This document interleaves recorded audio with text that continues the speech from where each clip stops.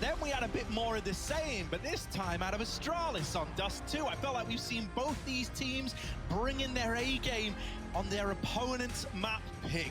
And so as we head to the great decider, the even playing field that is Inferno, you can guarantee that they're both giving it their all. It's a T-side start for Astralis and a mid-rush by the looks of things from G2.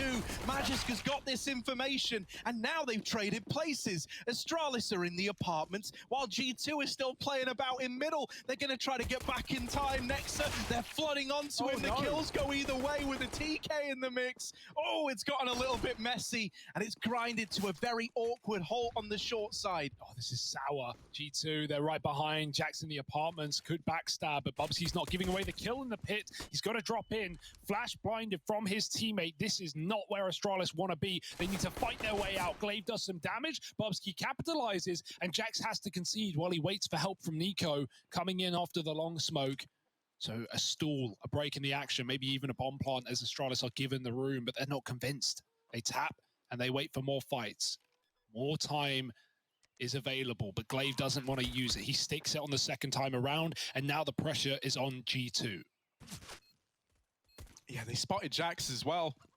And they know about him in the apartments, and he's getting whittled down. Nico has made it a lot more interesting with that kill onto Bubsky down in the pit. Glaive is trapped, fighting from this corner, back against the wall, and Jax is going to put him out of his misery. Pistol round secured from the G2 squad. As far as pistol rounds go, that was a wild one, man. Yeah. A great response from Astralis to recognize that mid play, fast response in through the apartments, and then it gets a bit awkward because of those fast rotations out of G2. Yeah, because G2 were in mid and ult, the last player of Astralis that went through the apartments was actually spotted entering the app. So that call was made and we saw that immediate reposition.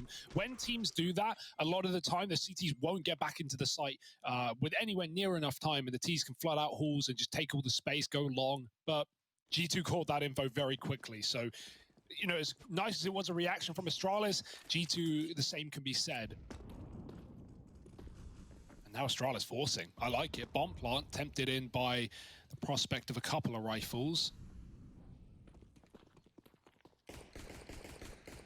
Oh, there's an interesting little stat. All of the playoff matches have ended on Inferno so far. I mean, man. You know, we've been waiting for LAN. Keeping it tried and tested. You know, I think we've been waiting for LAN. Everyone's happy to be back here. This is a classic map. We've also, you know, we talk about the teams that we have here. Well, no more, you know, young up-and-comers. A lot of the teams left, most of them are these LAN experienced teams, these super, you know, comfortable players at this part of the tournament. You know, you got FaZe, you got Na'Vi, these guys as well.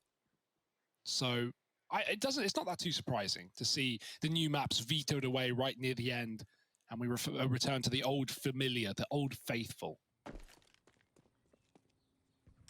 Yeah, this has been a very, very slow round out of Astralis, right? They pressured over towards mid a tiny bit, nothing to take away control, and are now just easing in to a B play.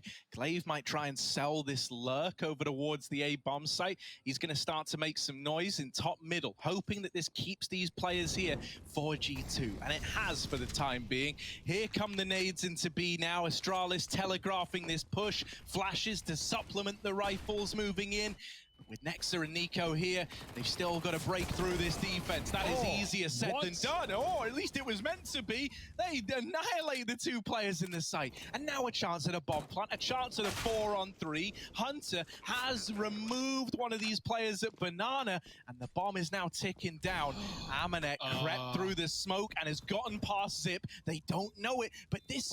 Zip. They're running into each other. They were touching each other. Zip was touching Amanek, and he didn't. No. Oh, the little jiggle. He hasn't seen him yet. Dupree's going to get it. And for Hunter, this 1v2 might be too far gone. Gets the first, but with time running out, no kit in play, and Zip playing around this bomb. Hunter just doesn't have the time to save this round.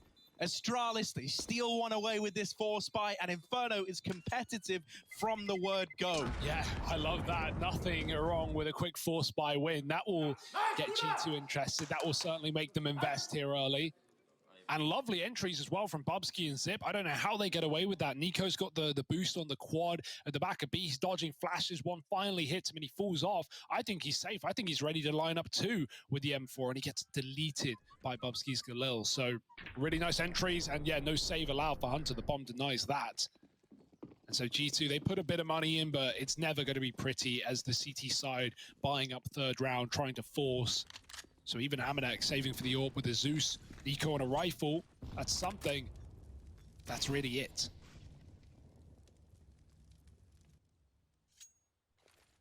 Yeah, triple B as well, and of course it's in this moment that Astralis decided to hit the A-bomb site. They've already wrapped long. They haven't even really thrown utility until that one smoke lands, and so no one in this site is aware. The contact play works wonders.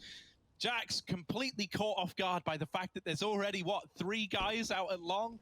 And this round should be a lock-in now. If you're Nico, you're definitely saving that M4 and armor. I'm surprised he's even got it out in this round now.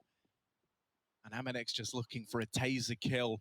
Just trying to steal something out the hands of Astralis so that this feels worthwhile. But the conversions are found by the Danes. After stealing it away with that force buy, they're now the ones leapfrogging themselves into the lead. And they're even hunting Harry. They're looking to take what they can away. Only leaving Glaive on the bomb, but no kit, no worry. Amanek is not in a room to move right now. Magist jumping with a flashbang, and oh, everyone's going to die here. You'll expect Nico's gone as well. What a lineup off the Mac, and even upgrade available for Magisk. Amanek, he's probably going to die to the bomb here. Pretty uneventful for Amanek, right? He never really got given a chance. I don't know if it's purpose. Magist didn't take the M4 off Nico. No one took it. Did they not realize, or did they not want it? Because as much as you're up against Eco here, that's a free rifle. That speeds up your improves your bonus round rather. I mean, as mentioned, it was kind of surprising it was even in place, so maybe they just didn't know about it. Yeah, I mean, Nico was at the back here. He lined up, so you'll see like maybe Magist. Yeah, he's not really looking at the guns. You can see he's just spraying. And at that point, he's probably hunting for the ace as well. He killed 4 in the round, and now it's USPs for G2. Astralis on the T side of Inferno. Oh, and they've got a little trick being used against them. I wonder who came up with this. It was, in fact, Astralis. Yeah, I wonder if they're gonna, recognize that one. Magist goes, oh, you won't believe what they're bloody doing over at that V site. You won't believe what they've called in. Yeah, it's one of ours. And so Astralis take it in their stride, right? Yeah. One upside to inventing the strat is you probably know how it works.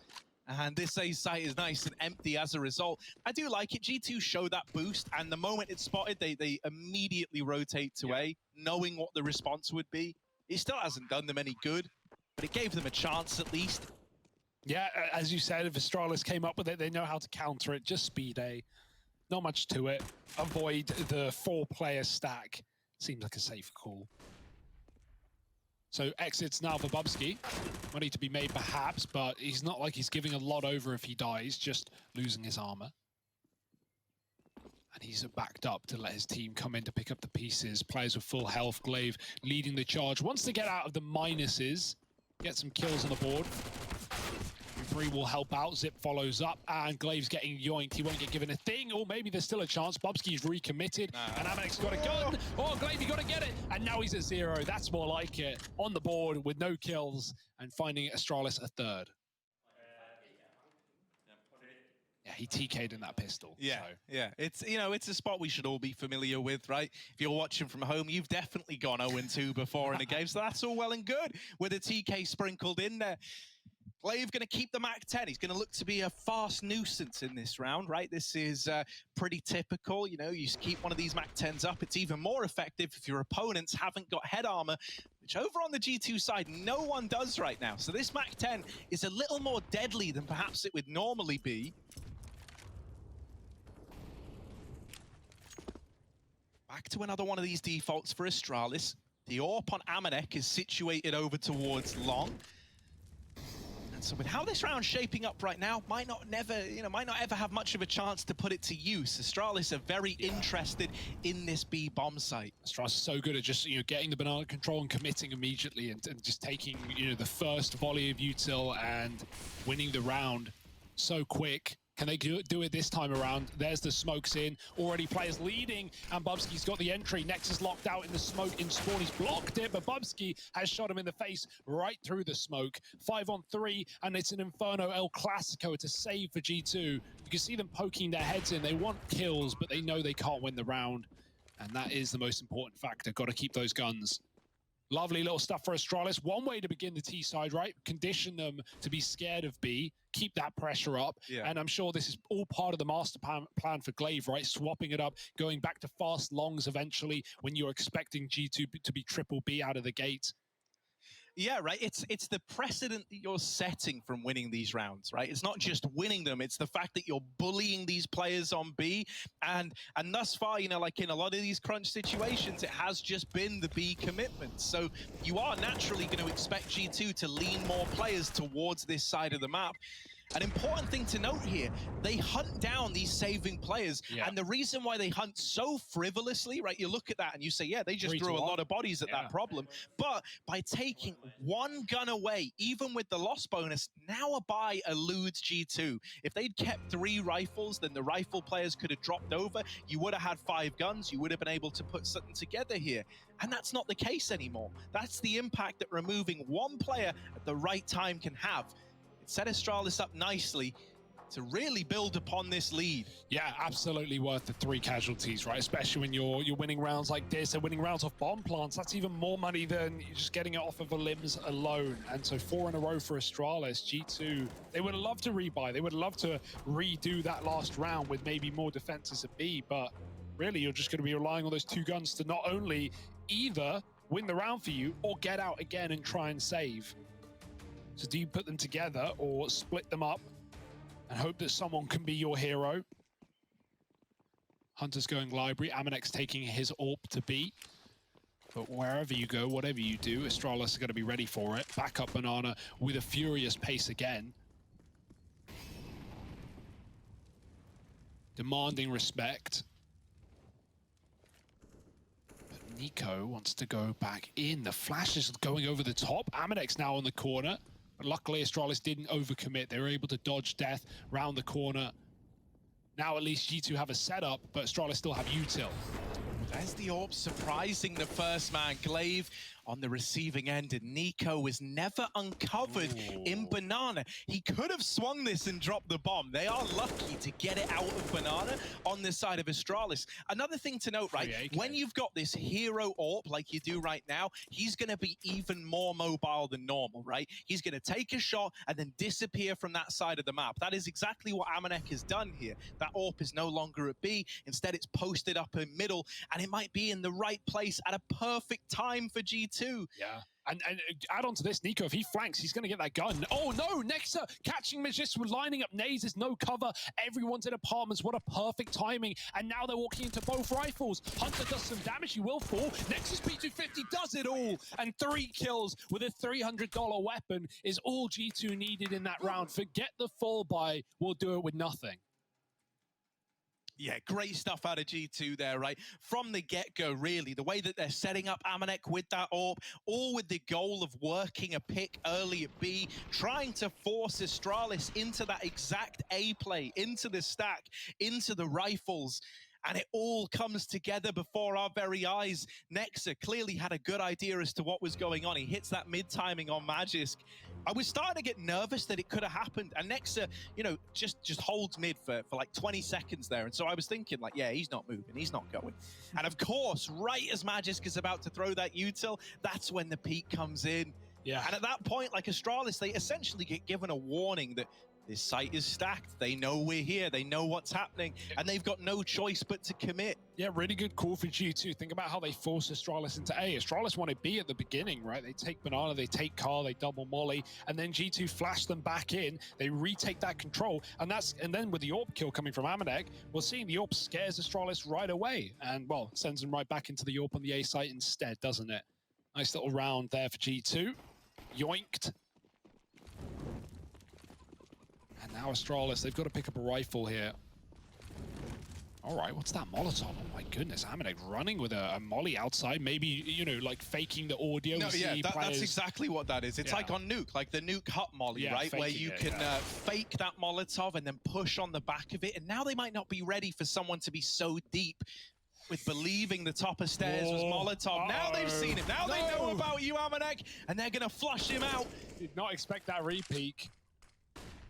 All the openers coming up, Astralis, and in a 5-on-3 like this, mate, you can put your feet up. Pressure's like really off your shoulders, and you know G2 are the ones having to take risks now. Yeah, and because it's Inferno, because of how this map plays, you really just have to gamble here if you're G2. You all have to pick a bomb site. If you win it, if Astralis come your way, hopefully you win it. If they go the other way, you save, and you hope you don't get hunted too much. Bubsky's already on hunting duty, still keeping some B control for info, and the rest of Astralis are about to take A for free. Once they do, once they confirm that, it's Bubsky's time to take guns away. We've already seen Astralis throw a lot of bodies in just doing damage.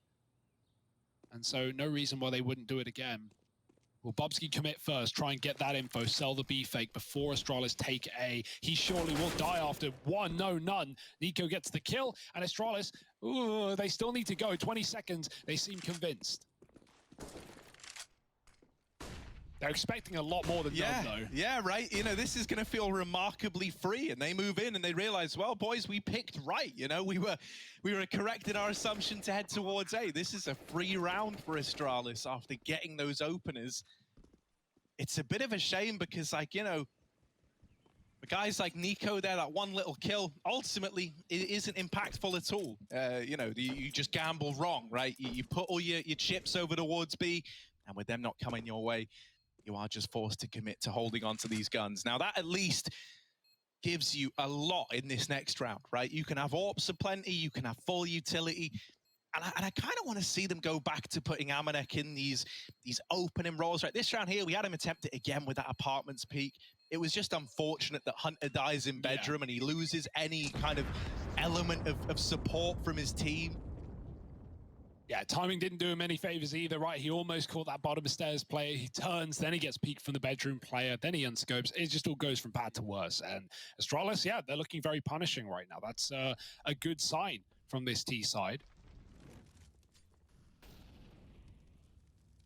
It's cool that we still have people trying to reinvent the wheel, right? Come out with new ways to surprise your opponents. Like a play like that won't work in MM. It only works against the very best because they hear it and they know what to expect. Well, there's also a way you can throw a Molotov just like that, but it banks off the right-hand side and like goes towards bedroom, right? And that one's maybe more similar to the Nuke hut molly fake.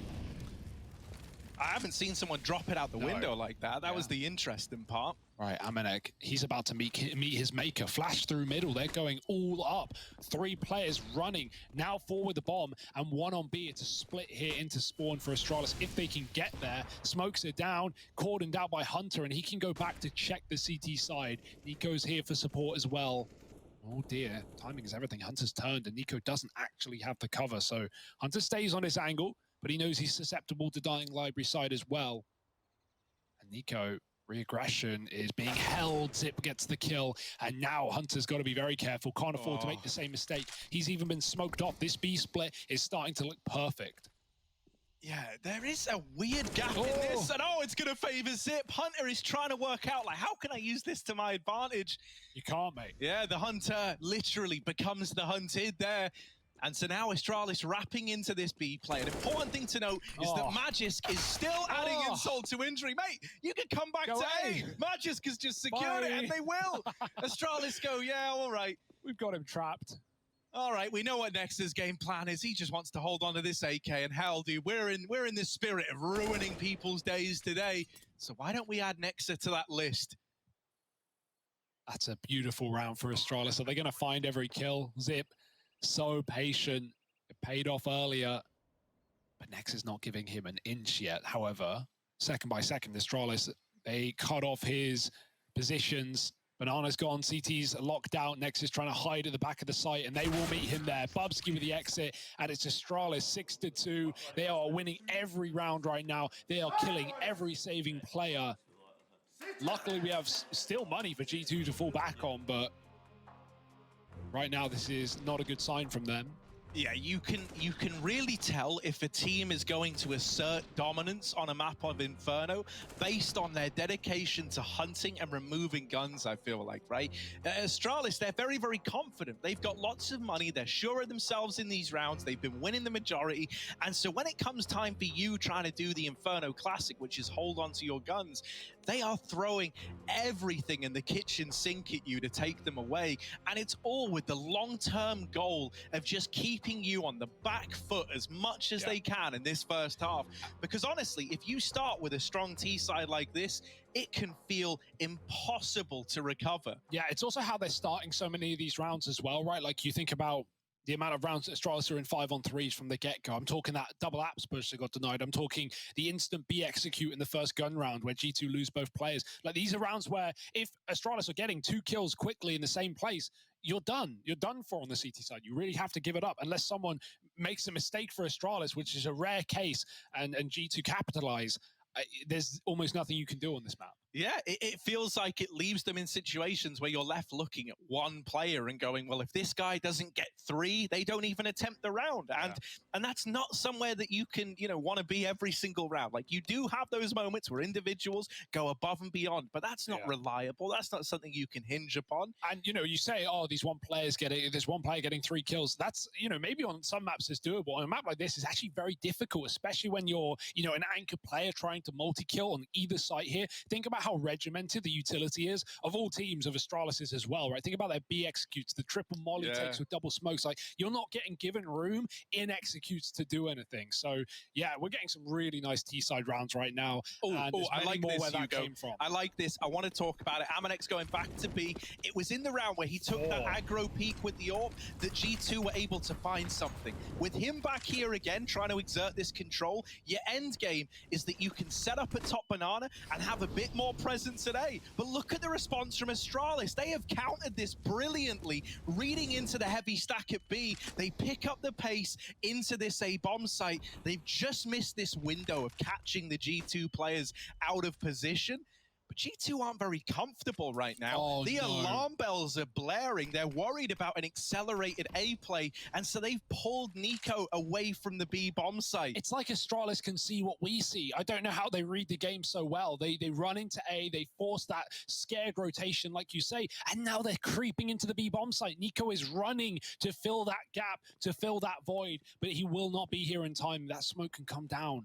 And Astralis could just execute into what is a one-man hold right now. It's going to be all down to Nexa in the middle of the bomb site. Flash through. Nico does blind players. Nexa capitalize with a double. Can he live any longer? Boost up for Nico. The third man sets him up for success. And the bomb's been dropped for Astralis. This looked so good until it wasn't. And now the alarm bells are going off. That's for sure. Okay, Zip through the smoke.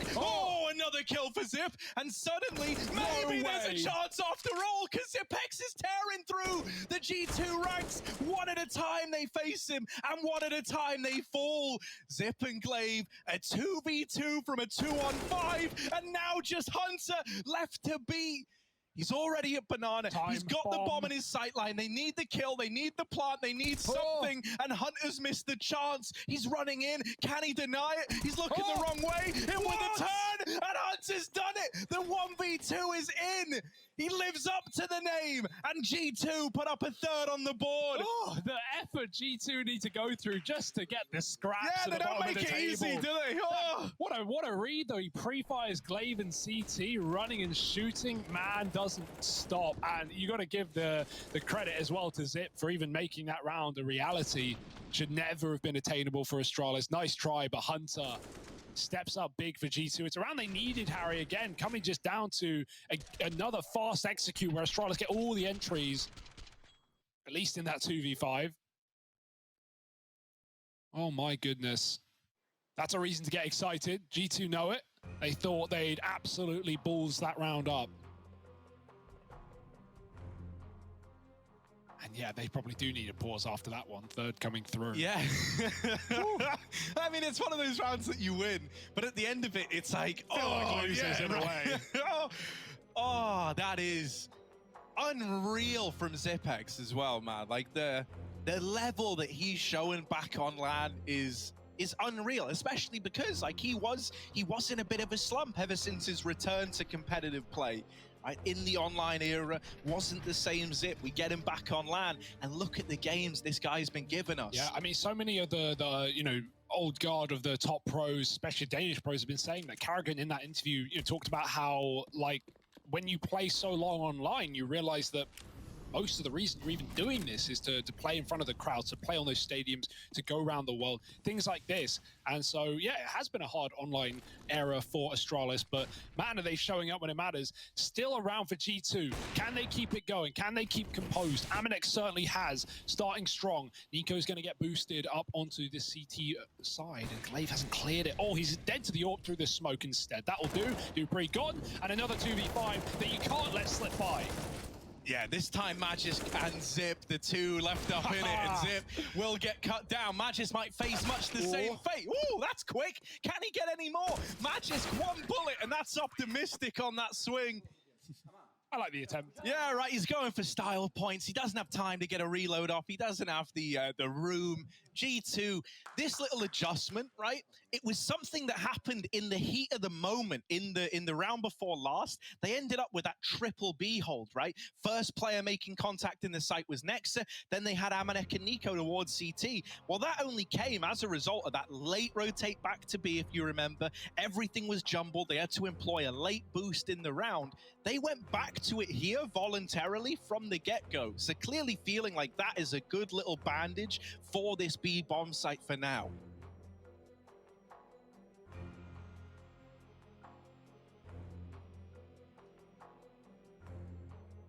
It's getting tense though. Astralis haven't really had much pressure in this game, right? In all the rounds they win and all the hunting they do, they are sitting at the top of the financial pyramid. Well, now no longer the case. A couple of rounds for G2, and Astralis know their money is on the chopping block. Gotta win this one. Amanek been warming in though. We're seeing more opening kills from his AWP. Really has come into its own. Glaive's now donning one on the T side to battle back.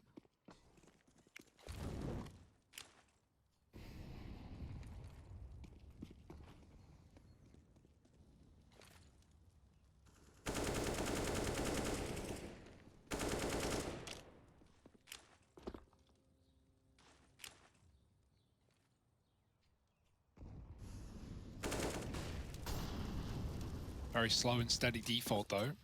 Banana control taken, apps granted, a middle, well, under contention right now. G2 have numbers here. Hunter attempted a deep peek, but instead just using util.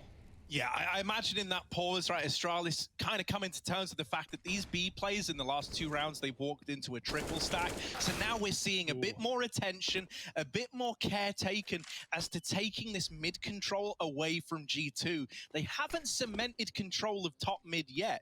And this is important for faking out the site, right? You want G2 to have access to as little information as possible. And so even having a player floating around at long or still over at short, well, they're able to get this info ahead of time that mid is clear. And that's what Nico's doing now. Nico, oh man, thank you. It's like a case study right before our very eyes. We're seeing the adjustment and why this mid control was lackluster out of Astralis. The bomb's now been dropped for Nico. He's throwing this round into disarray for Astralis. Yeah, they're getting entries on B, but this bomb is still under G2 control. Oh, the AWP's going for it. Glaive, he's got two targets to take, and they'll double peek. Lovely stuff. G2 find both frags, and they keep the bomb under their control. The time diminished too low for Zipex, and so he must save. It's a sad case for Astralis, right? They get the B entries, as you say, but no bomb. Big problem. Yeah, I really think Nico deserves so much praise for that round there. It's clear that he's aware, right? In attack pause like that, Astralis are going to be chatting about what's going on in these rounds. And why did they lose? Well, they lost because of these B stacks, because they run in to this padded out bomb site that they're not able to break apart. The solution to that is to force more players over towards A. And that's why G2 are playing this heavy A stack early. They're worried Astralis might just commit, might just go for an A rush. When that doesn't happen, Nico over at long goes, look, I know what I would do in this situation. I would feign this A control and I would late commit B. And he reads them like a book. He deserves all the credit for making that round happen for G2. Oh, and now he's starting to feel himself as well, pushing right down Banana. We've not had this control this half yet for G2. They've got it fully. Won't commit forever. Just wanted to take that space and give it up. Make Astralis fear that there are players close. They're going to have to use time and utility if they had it to clear close corners on Banana. And so now it's just left to Nexa to jump. Swapped out. Nexa's actually got the flash at least. That's why Nico's now jumping. He can call for utility when Astralis eventually do commit, and here they come, starting to move up with the pistols. Zip at the forefront with that rifle has to do the heavy lift. Yeah, Nico's managed to miss a bulk of these timings as to how close these players are. The flash goes out, and it's a little bit early, so Nico now decides, I don't want to fight this. I don't have the flashbang anymore, and they'll call for a rotation back over to B. He's not the only one that wants out, though. Bomb's already back up mid. Yeah, G2 seemingly have the read, though. Nico is still holding on to Banana, right? Once again, he's being very proactive in the information he's getting for G2. And so this means Amanek is floating at Speedway instead of committed to that B rotation. Only good for one, though. And now the B wrap is opened up to Astralis. 20 seconds as they start to make a move. And this bomb is over in CT. Now cut loose by Nico. And there's no time for Magisk. Surely not. 10 seconds, and that bomb dropped on the Speedway is just out of reach of a plant. G2 tie this game up, and they break apart this partial investment from the Danes. Yeah, this is a really nice recovery for G2. So many games that start like this with Astralis, 6-2 up T-side, looking already strong, chasing guns. They don't recover a lot of the time. We saw that case for VP as well just yesterday. So G2, hats off to them to managing to hold on in so many of these rounds. Somewhat inspired, I imagine, by that 1v2 from Hunter. That's when G2 started to warm back in and pick up rounds. And, it's rare to see Astralis lose so many of these rounds to time. It was the case on Nuke, the first map of this series, and now it is here as well on Inferno. Bit more common here, though. Push down Banana, and again, an opener for G2. It's not the AWP, it's the SMG to find the first. Jisk was alone, and the deep smoke keeps Bubsky back, as well as the nades. It's desperate now for Astralis. They're flashing themselves through smokes, and it's not going well for them.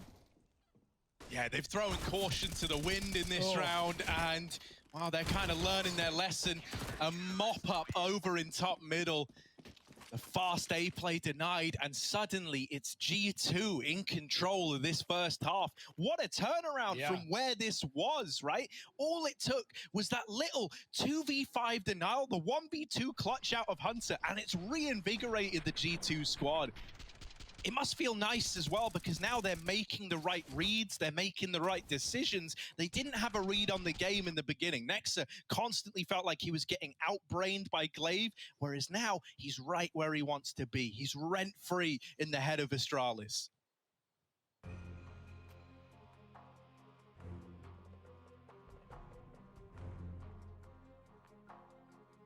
Astralis are really powering through these pauses. I think that's a sign of the times, a sign of how this game is slipping out of their grasp. 5 in a row for G2, and no more money here, so looking likely to be 6. G2 have almost guaranteed the half at a bare minimum. And we see a lot more of these rounds for Astralis, which is just a hero AK and a bunch of pistols and SMG on Zip. Very desperate. Very difficult to do anything in the long run, right? Getting entries, maybe finding 3-on-3s is doable, but winning a round without execute utility is going to be so hard. And so they go early. Glaive lining up long smokes and flashes, and they're popping through. Jax is already on the boost, though. He's going to be above any smoke that Astralis throw. Good flash, though. They will clear it. Jax gets one blinded, but double entry from Astralis, and it's up to Hunter to drop the bomb. Again, it's the undoing of Astralis. They get all the kills, they get the sight, but they don't bring the bomb with them. And now G2, they're in full control. They're calling for rotates. They're trying to lock this down before it's picked back up. Yeah, and look at the rotations, man. So decisive in just getting everyone here to play around the bomb now. Oh, that nice smoke is big. It's gotten the bomb out of there. Yeah, Zip dies through the smoke. That is far from ideal. But Bubsky has at least given them a bomb plant and a fighting chance in a 2-on-3 post plant. He's got a nasty crossfire with Dupree as well. For the time being, Dupree's watching short. Bubsky's going to make first contact at long. And what contact it is. Now Dupree, even more room on the swing. Hunter denied this clutch attempt. And there's the return to form. Astralis, you know, we were saying this 8-7 half might be good as guaranteed for G2. Well, now it's hanging in the balance again. That is not a round that Astralis should be winning there, but credit to them to even get out through middle. They've been testing the waters there, right? The last few rounds, we've been seeing a lot of these mid pops through smokes, dupreeh going in and trying to see what G2 are doing. And we don't have that typical like deep mid CT smoke that G2 have been throwing that makes it very hard to pop through that choke. And so it's all the more tempting, all the more enticing for Astralis to do so. Back to Banana though, next he's calling for help, he needs it. Oh dear, he's trapped up on the sandbags. Glaive better with the SMG, takes the kill. Now Astralis just get ready, they group and they set up this execute. If they want to go back, you still have a player in alt mid holding on to aggression, that's dupreeh. And so Jax tried to flank this play, he could be denied. Astralis are considering it as dupreeh takes apartments, they look back to middle, but this should be ending B. Just eventually, they're hoping that G2 will draw rotates out of the bomb site because they're still triple stacked. Oh, the aggro back in. That could be their undoing. Magis getting away with the kill. Is that going to spur Astralis on into this site? Well, now they've seen Amanek's AWP chiming in from the coffins. Jax has gotten past dupreeh as well. And this, oh, that could be big. The bomb dropped.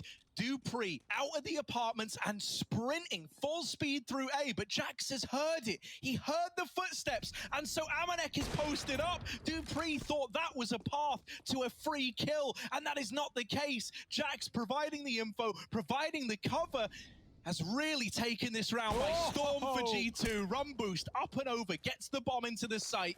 But Astralis, they're going to be hard-pressed. It's all on Bubsky. A trial by fire. And up in the air, Hunter will find him. G2, it's an 8-7 half locked in. As good as neck and neck at the end of the first half of play. Both teams want to make it to the grand finals, but there's only room for one.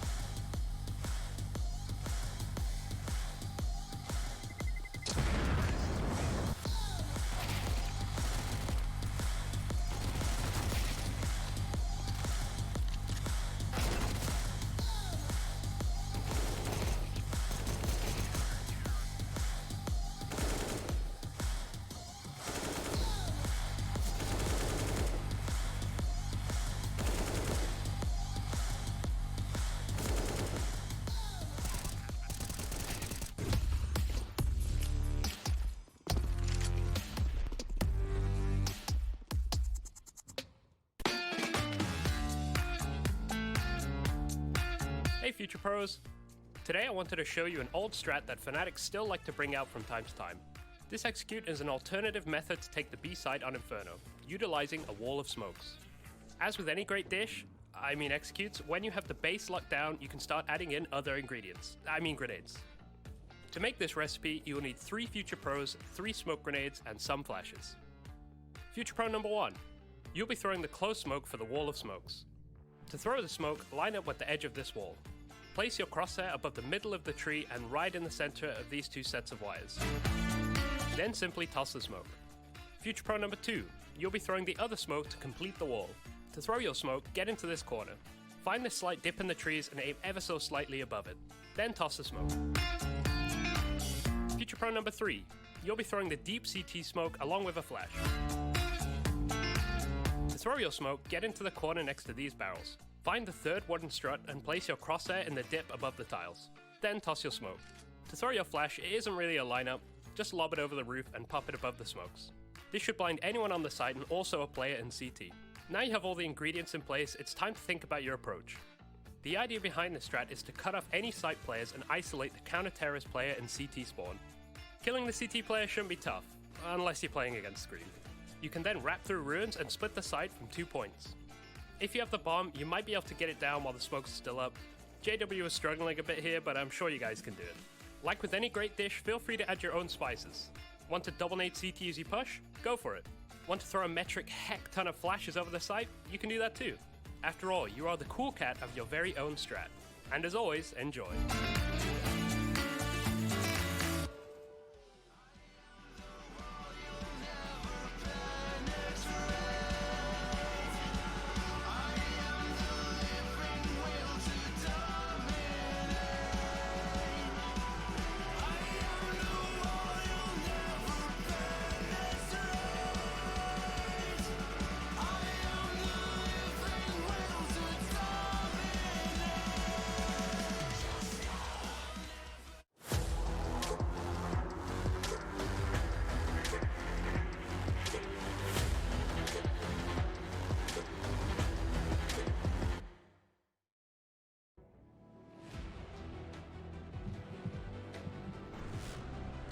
7 at the end of that first half. G2, they have managed to win it out at a bare minimum, but we're neck and neck really heading into this second half of play. It was a masterclass to begin the T side out of Astralis. Then we had the rebuilding, the redemption arc of G2, and it's left us with a game where the victor is still uncertain. But there's only room for one. Pistol round underway, and G2 very measured from the get-go. Pressure is on. No one wants to be that first domino to fall. And so Astralis, they'll stack together side by side with a crossfire in middle, 4 players to risk. Zip has those nades at B at least. He's making good use of them. Nice damage early. He's even got a smoke to stall out, but in a pistol round, will G2 really respect the smoke? It's hard to say. Depends on the timing. Certainly look like they want to commit 5 players up banana, and the more time that goes on with no kit for Astralis, the more that they get nervous that this exact move is happening. Does Zip have the smoke in time? He's holding his gun right now. Nico going to go and probe mid. At least show some face before they commit, and that will only keep this stack here. And if he can get the info, that's even better. Oh my, Nico, little jiggle, little tap, spots a double hold on the short side, and now this might be reason enough to commit to the B play if you're G2. In they go. An immediate decision to set up for a retake out of Astralis, right? Not going to overface, not going to overshow their hand here. They're in a 5-on-4. The numbers lean their way, and Amanek is trying to change that up close with the Glock and a bit of support out of Jax. Suddenly, this is flipped on its head. This is a 3-on-3 that G2 could look to see through to the very end. Just making contact in ruins, the rest of Astralis out into the site, and they're getting whittled down. It's down to this 1v2, back of the site, Hunter all alone, taps out the first and delivers the second as well. Another clutch for Hunter, add it to the tally as he puts G2 up onto 9, and now they've got a golden chance to build upon this lead. Oh boy, that'll keep the blood pumping. Astralis not happy with that one at all. They were so prepared, so committed into that A setup. Never felt like it was going to happen, even with a 5-on-4 on the retake. Lack of kit, no time, and Hunter just makes magic happen. G2 on the board and starting to build. The half wasn't enough. They want the finals as well. It's a force up for Astralis. Nothing too shabby on the CT side of Inferno. We've got these smokes, Harry, and so Astralis can stall out the play as long as they're allowed to. Not using the smokes early, though. Even stalling the first one so that G2 don't know what your game plan is can be enough to whittle down the clock. Bubsky has all of the info down banana. Yeah, an ideal world here for Astralis is if G2 play like passive in the early stages, if they don't give any of these fights early to bring out that utility, and you're left with all 5 of these smokes by under the minute mark, you're laughing, man. That's exactly what you wanted on the Astralis side. We finally have a bit of this utility going out now. You've got smoke still inside of this B site to try and slow it down. And so G2, the longer they wait, the more dangerous the smoke delay play on the Astralis side becomes. Oh. Long is always tempting, but those Deegs, damn, they can get you at any range. Amanek doesn't want to lose his life, and so it's down to the B commit through the smoke. The flashes don't do anything to Bubsky. In fact, Jax is the most blind of the pack, and he's still climbing over the top. Bubsky's doubled up with a scout. Amanek's here to cut off those A players, and another kill here could win the round, but Dupree has kept it up in the air. It's down to Jax in a clutch. Bubsky doing the impossible with the scout has found 3 kills, and Jax might clear out CT. He's walking the smoke. They're both moving up banana. Oh, dearie me. Jax spotted. Now Bubsky can react as well. Jax has gone through, hunting the kill. He's got the first. Bomb for him as well. He's going to wrap back to the coffins. No kit, and the time is ticking for Astralis. Jax waiting for them to come to him. The tap on the bomb. Magisk is on it. He's sticking. It's a full 10-second. Dupree just trying to provide cover. Jax gets him off the bomb, but Magisk wins the fight, and I don't know if there's time. It's going to be a G2 round anyway. Jax with the 1v3 played it to perfection. 10 rounds for G2. And only shambles for Astralis. And I tell you what, man, while like in the early stages of that first half, it came down to like needing individuals to step up that just couldn't. Throughout the rest of the game, ever since that Hunter clutch put a bit of inspiration, a bit of fire in G2, it feels like everyone's had these moments where they've been able to step up, right? We've had Hunter clutching rounds left and right to find this scoreline. Jax with a 1v3 there. The individual brilliance outshining Astralis to build this 10-7 scoreline. Another bite. Ooh. Peek in with the Galil, the hero Galil, to try and get away with some damage. And a lot of damage done, right? A kill and Nico brought down low. Can't get that out. Yeah, they're now fighting for control of the weapon in bedroom. Disallowed the only gun in this round. And so you understand why Dupree's going back for it. Would have been nice if Magis could survive, but double-faced in ult mid. Bubsky. Jax is making no noise, so there's no reason for Bubsky to react. Still does have a smoke for B. That enables the AAA setup, and that's exactly where G2 are walking. But I'm talking about this like it's doable for Astralis. Nothing suggests that just yet, but Dupree grabbing this gun later in the round. Are they ready for it? They know it's here, and they know it's one of the only, if not the only weapon. And so G2 don't decide to clear it. Instead, they just commit. Oh, this is still weird, though. They've skirted past the guy in bedroom. Dupree is in, like, prime position to get away with a lot now. Down into the pit. They deal with that guy. But this is where the wrap... Again. Oh, there's Nexa to trade it. Nexa was surprised by that. The bomb's now been spotted, and there's still a player with the USP in the A bomb site. Now, it is just Zip and the vanilla pistol. He's cancelled out, but Bobsky's been given a bit of time with this Deagle to get posted up on the short side. They saw him. Creeping on out, they know he's here. Molly forces him into the open, and it's a good response from G2. They get that info, they throw everything they've got at the problem until it's not a problem anymore. G2 are up onto 11. Now we've got the investment looming for Astralis. Yeah, and honestly, they're happy with that round, right? It may have been winnable. It always sucks to lose a 2v2 like that, but Astralis came into that round with nothing but the Galil and a bit of armor on Bubsky, and they make it happen. They make it close. Well, think about how that first half started for Astralis, right? They were able to chain together a lot of T-side rounds. That's what happens if you break the CT's money in their first rifle round. Now, G2, they were in their first half when that happened to them. They weren't feeling a tremendous amount of pressure, and they were able to recover. Astralis don't have that same level of room. They don't have that same level of comfortability, right? This first rifle round has to be a situation where they hit the ground running, or else they might not ever even leave the starting line in this second half. Yeah, so tech pause coming to an end, and this rifle round coming to a beginning. No orb for Glaive,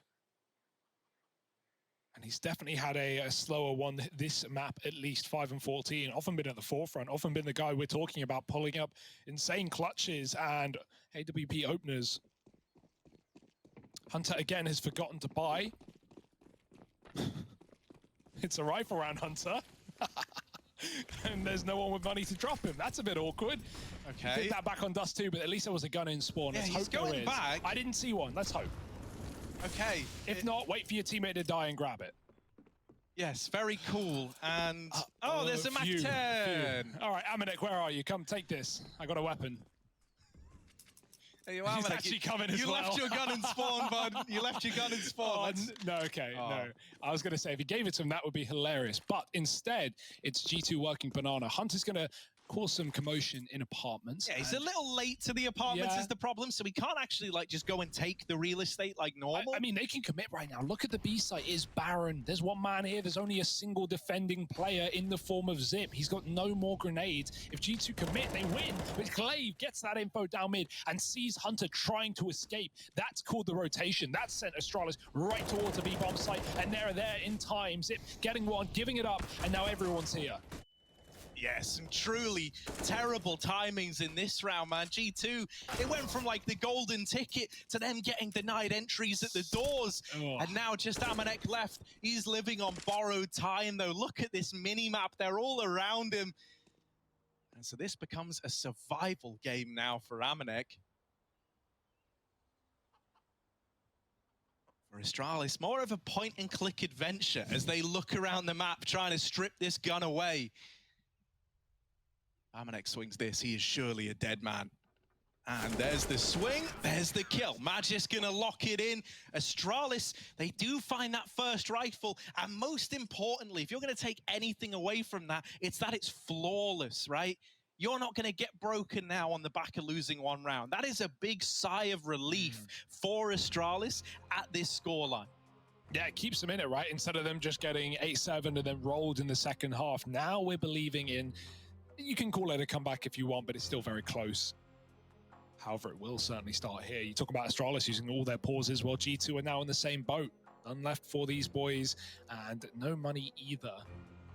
So probably even talking about that next rifle round. Figuring out communication, you know, that sometimes, yeah, the gun drop doesn't really help, right? We saw it on Dust, it didn't make a difference. It certainly did there. Changed all the timings out of spawn. It delayed the B play that could have been a 4-on-1, really, if G2 were ready to go. And so don't get stressed, don't get ahead of yourself, because this game is not done, and you know Astralis are never going to let go. So a near full eco here in this round for G2. A chance for Astralis to get a little bit more warm.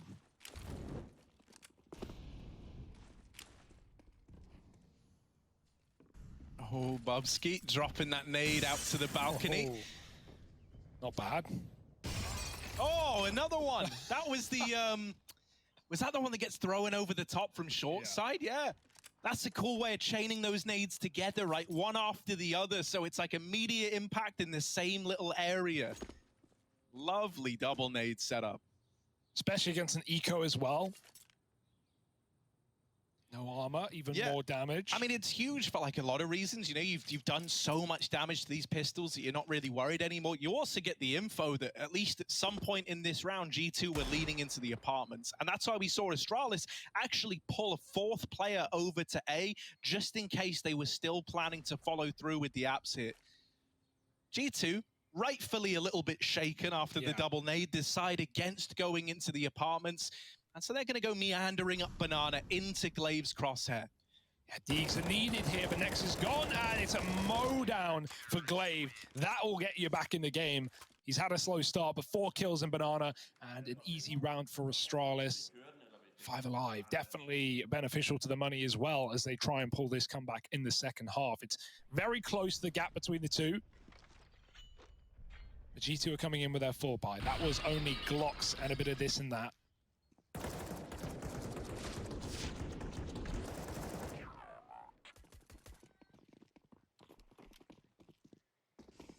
Yeah, even this investment has its limitations. You don't have an open play, not that it matters as much T side, right? Amanek, very lethal on the MAC-10 still, but Galil as well on Nexa, kind of lacking in terms of utility. This might force you into an A play as you get out through middle, and Dupree has already, you know, turned Amanek to dust. Oh, he's aggressive, he's pushing them. And this is all to make room for Glaive. They might discount this position now, and the nades are just brutal. That's 2 nade kills in this round, 1 flat-out nade kill in the round prior. And the utility is ruining G2. This is vintage Astralis that we're getting. And Bubsky's there to close the round out, 10-11. What was once a nice bit of breathing room between these two teams is now starting to feel a little claustrophobic indeed. Just won the difference between these squads. It's getting harrowing because you're not getting bomb plants, so you're just trading by eco right now if you're G2, and that's giving Astralis all the room they need, right? The score 1 away, and this is that one. It's another eco. P250s and Deegs.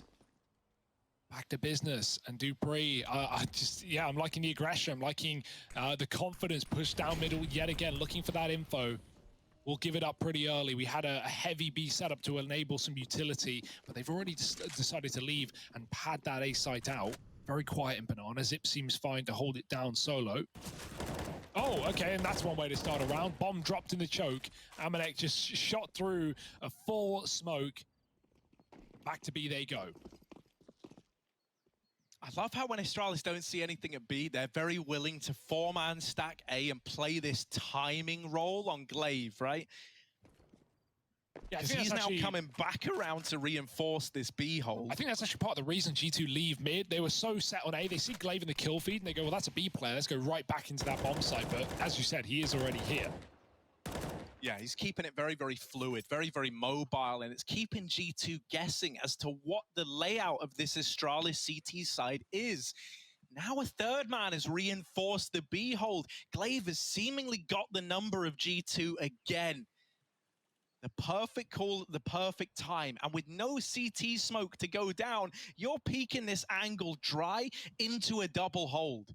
Yeah, flash over the top, and here they come, but no smoke for CT. It's going to be a bloodbath. Everyone dying, and mostly G2. 1 kill is all they can muster in that round, but that was never meant to be with that investment. 11 all, and G2, I mean, this is where you'd love a pause. This is where you'd love a break to discuss things. That being said, they've had ecos. They've definitely stopped and run the existence style chatting in the T apartments in some of these Glock rounds. And so G2 need their best gun round yet in this one. Otherwise, Astralis is just going to keep building. Why wouldn't they? The money's maxing out. We've got 10K nearly on players. So G2, it's now or never. Yeah, and you know, you rarely see CT sides in this position. The confidence is brimming for Astralis, and maybe they'll get punished for that. Hunter with a double kill. Yeah, they've been giving us a lot of fights, so I'm just going to try and put some respect on our name. A double kill has really served to make matters awkward in this round for Astralis. Relying on a big individual moment or the right read to get made. Glaive could be the man responsible for both of those things now, as he's holding on to Banana and refusing to let go. He's brought it back into even odds. This was a 5-on-3, remember? And now you're looking at this and you're almost thinking Astralis are destined to close it out. Oh no, Amadek, he catches Bubsky, dropping nades out the pit side. Now they can react, now they can quickly take this site before the rotator here. Nexa's got the bomb outside B, and so this is a bit awkward. He doesn't want to cross over Banana. He knows that Glaive was fighting deep earlier. He's scared of a push. G2 go quiet. They don't know where these CTs are, and they're grouping up on long. The info's about to be gained. Amadek drops the molly. Glaive, he knows he's got a gap, and he peeks right through it. He can maybe catch these players walking down middle. Oh no, the backstab. Even though Amadek turns, Glaive gets it, and he seems to know about Hunter as well. I don't know how the hell. Nexa running up middle, forgetting that B-bomb site, and Zip is in the right place at the right time. Yeah, coming back into library. Oh, no. Hunter's going to hear the footsteps already set up in the site. Zip is a dead man walking, and there it is. 12 on the board for G2. They do manage to get that over the line, but there were a lot of hardships along the way. It's not comfortable. It's not clean, but it is around, and that's what you've got to hold on to if you're G2 here. Yeah, really nice shots from Hunter. He's the one who began it as well. Like, that was a 5-on-3 out of the gate. G2 should just be winning it clean off of that alone. Even though they can't react and like rush A, they're so far away from it. They just take so many 1v1s in Banana. They almost give that round back to Glaive. 3 kills from the in-game leader, but not enough to save Astralis. Dupree's now got the AWP, and he's taken a deep shot. We've not seen these T-side AWPs here for G2. Not a problem. Not like the CT AWPs have been wrecking them too much anyway. Oh dear, that molly's going to force Jack somewhere. He tries to go back into his teammates, so instead it's forward into the flash, and they find Glaive blinded on the car. Zip trying to escape in time. Is getting hounded down, and he can't live to tell the tale. Double entry from Jax, and B belongs to G2. Yeah, this might just have to be a save on the numbers alone. You've got Bubsky and Dupree here. You may as well see if they can find something. And Bubsky running the smoke is good for one. Leg out of Dupree, but it's not the killing blow. And so that's not going to entice Astralis in. Given more chances, but more shots missing. And so this might just be a decision to back out. Now you're aware of the lurk from Hunter as well. Saving the AWP is not even a guarantee. Yeah, and Hunter's not even moving much as well. He's waiting for the kill to come to him. He knows B's on lock. Dupree's trying to stay silent. Can't scope up now. Can't run. And Hunter's walking right his way. Dupree needs to be very quick on this. And he scopes up, but he doesn't hit it. And now, the flick. Another leg for Dupree. He's had them 2 this round, and he can't convert either kill. 13-11. G2 with a dominant round. The double entry from Jackson to B. And it's starting to slip through the fingers of Astralis. Their final pause left in this series now. and at least they have the money. That is the only thing in the back pocket of Astralis. Huge round out of Jax, man. I love that he just goes, no, I'm capitalizing on this momentum, right? He blindsides the first man, and then he just runs down Zip in the B site. It takes some balls, it takes some confidence, and it's that decision that gets G2 into this lead. Astralis are feeling stressed. You can see the sweat piling up on the foreheads of Glaive and Zip. Pressure's on now.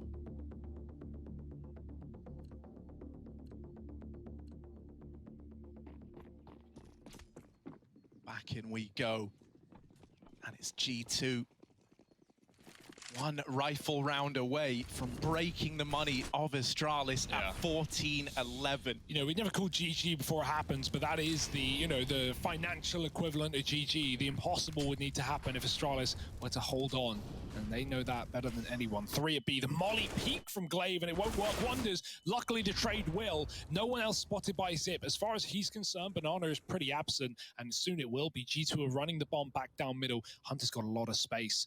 Not only just Dupree below him, rather, but a player on the balcony as well. Yeah, these lurks have been so impactful, right? Not only at finding these saving players, at throwing misdirection into the mix, but also at providing a get-out clause for G2. If they don't like what they see at B, well, Hunter and his real estate at A can be capitalized on.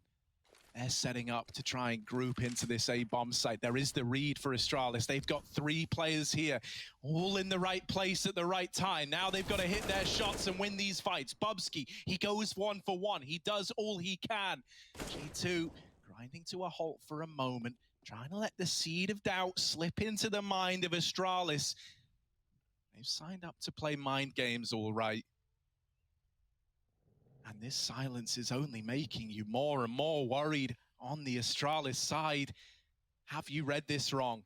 Should you be committed? Dupree on the short side gets the info and gets away with even more than that. Hunter dead as well, and the double up for Astralis works wonders. They stay true to the idea that that was the A play, and they reap the reward. That's so sad. G2's entire round there in that 3-on-3 is just waiting for the kills to come to them, and when they eventually do, they don't even get away with the frags. The info was all there. Hunter had heard not only Magis fall off the balcony, but he heard Dupree running into the site earlier when he got to apartments. He had the info, and G2 are ready for the re-aggression, but they couldn't put a stop to it. Now Astralis stand tall. They keep going. They keep building, and they're still messing around with the buys in spawn.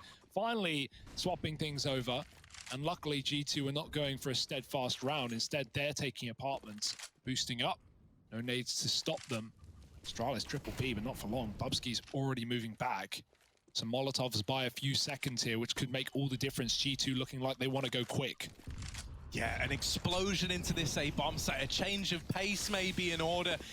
Actually, they dump all this utility in, but it's not an A commitment. They try to split mid to B, and losing Jax early might have given away this this game plan, right? You're already seeing Astralis back up, moving towards the B site. They've got Amanek trapped on a limb out at long, and they're denying him this control. Glaive. That kill from Glaive is massive. Now he's freed up to go back to B to help Zip out in this position.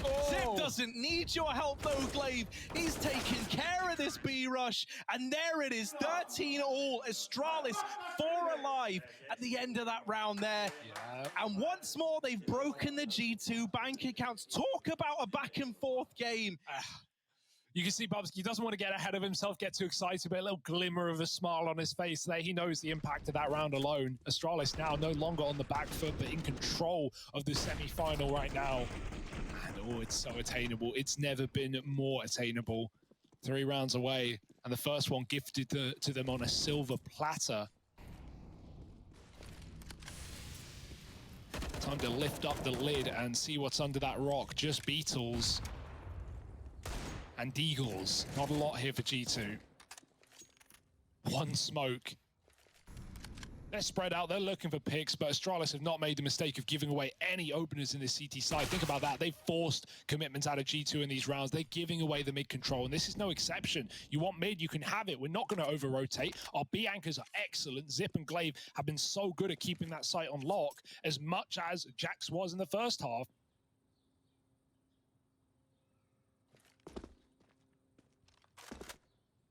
And I really think this consistent rolling presence of a player on Speedway rotating between the sites has helped Astralis out massively. Ooh. It's made possible. Okay. That's random. Oh, Glaive was running and shooting and taking heads off. It's just Amanek, man. Everything is suddenly turning against G2. They know he's here as well. Magis saw his feet just slipping by. And dupreeh, here it is, waits patiently, and it's rewarded. 14 now with Astralis. They're the ones in the lead. The best they've managed so far was tying this game up at 11-11. Now it's them in pole position. Yeah, what a roller coaster this has been, right? From a strong start to Astralis to G2 recovering super well in their first half, and then they even win it out, right? You're thinking it's going so well, a pistol, a conversion, it's all falling apart for Astralis. They're silent, and then their second win comes in, and the LAN experience shows through. 14-13, and this is where it all comes down to, the final buy round, the final full buy for both sides. And mate, talk about experience. Guys like Glaive are exemplifying that. His cooling has only gotten better as this series has gotten closer. He also had a slow start, as you pointed out. Yeah. He's now second on the board for Astralis. Crazy. He has risen up through the ranks, and he's trying to get them to this grand final, even if he's got to do it himself. A lot of damage done by Glaive on that peak over the half wall. And it's a little bit of information going the way of Astralis. It's banana control hanging in the balance. Yeah, just to put numbers on it, Glaive had 5 kills to start this half as well. He's now at 21. That's kind of obscene. 5-on-4, kill taken from Amanek. He does drop dupreeh in middle, getting into the action, but taking a lot of damage, RG2. Again, we have this lurk in apartments. Hunter just keeping up the pressure, but smoked off right now, can't do anything. G2, they just want to commit. Wherever they go, whatever they do it together, do it in numbers. Make sure you can trade. Astralis are spread thinly right now. 3 on the B bomb site, and alone is Zip on A, or Magisk on A. And so wherever G2 go, they're expecting a 2-2 here. The read for Astralis is looking wrong right now. 30 seconds, Magisk needs a multi-kill or Astralis are done for. Yeah, Magisk, you've got to do the impossible here, mate. Oh. Here's the footsteps, and Magisk, impossibilities are his middle name. A double in the round, and now Astralis has spurred on to give this retake a go. Look at the health. It's Nico and it's Hunter. It's the two cousins left alive for G2. Hunter said his goal was to be on a team with Nico, to play alongside his family. Well, now he's got to keep the hopes and dreams of G2 alive with the man in question. Waiting in the pit, waiting for the smokes to fade are Astralis. And then when the strike comes, it will be decisive and it will be fast. Here's the peek out of apartments. Hunter spotted, dancing around. Nico not knowing about yet. And the kills come in for Nico and Hunter. That's why they've got these guys in G2. That's why they want to be together, because they give us rounds like that. 14-14, and the hope is still very much alive for the G2 squad. Retakes maybe hard, but they're not supposed to be that difficult. That is dirty from Nico. Headshot angles, and of course he's hitting every single little bullet.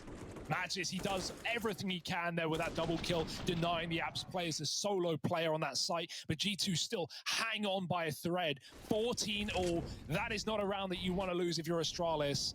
A man up on the retake with 30 health combined. That round could decide the outcome of the game. Like, if we're left looking at this, and these are the margins we're splitting, it's little clutches like that that can make all the damn difference. Yeah, no decisiveness now. OT, 16-14, who knows? It's up in the air, and G2, they're about to fly high right through the apartments with a flash play. Lovely entries, and there's nothing dupreeh can do but one. G2 on the site with the plant, the middle finger in the face of Astralis as they destroy their economy in round 30. And man, if this hasn't been a story of big hero plays for G2, right when it matters to spur the squad on, I don't know what would be. You know, that first half was dire for G2 up until Hunter wins that 1v2 clutch. From then on in, he goes on to give us another clutch, more rounds stack up for G2, and then him and Nico win that 2-on-3 to find what is now a 15-round scoreline for G2 in the long run. Yeah, after Astralis did so well to hold on as well, they now got to hold on to their guns. 2v4 in the chase. Look at this executing to B. It's only Zip, he's blinded, and Nico gets both. 15-14, no guns kept on, no money here for Astralis. They cannot buy a rifle with armor. Not an M4 at least. This is a catastrophe in the best of ways for G2. Yeah, heartbreaking for Astralis. They are left with Deagles, with SMGs, with shotguns up against a full buy from G2. Yeah, and to think all of this recovery from Glaive, it might all be for nothing. It might all be forgotten here. Felt like Astralis were already out of it near the start of the half, but here we go. It's come the full circle, the full 30, maybe more if Astralis can do something dirty. But I can't say the odds are in their favor. Yeah, this is G2's chance, right? This is the golden moment. The next minute and 30 is the hardest that you are going to focus in the entirety of this series. Nico has been instrumental in these last few rounds.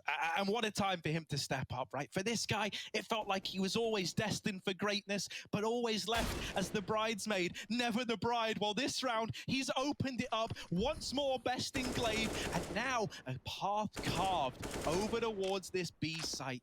Even if you don't take the opportunity to hit B now, you know you're disrupting the Astralis game plan. You know you're shifting rotations. And at this scoreline, in round 30, with no money, all the pressure is on your opponent. Smokes are in, but there's no commitment. They go quiet. In doing so, Astralis, they have pulled all their bodies but one into this bomb site. So the stack is here, and G2 are going to meet them right in the middle, charging through the double molly, burns out Zip. Bubsky gets one, but he has to fall off the boost. They're going to go through. Astralis chasing, but they can't get the kills. Bubsky traded after one, and it's only Magisk on the wrong side of the map. It might be coming to its natural conclusion. It might be a grand final spot for G2. It's only Magisk in the way of that.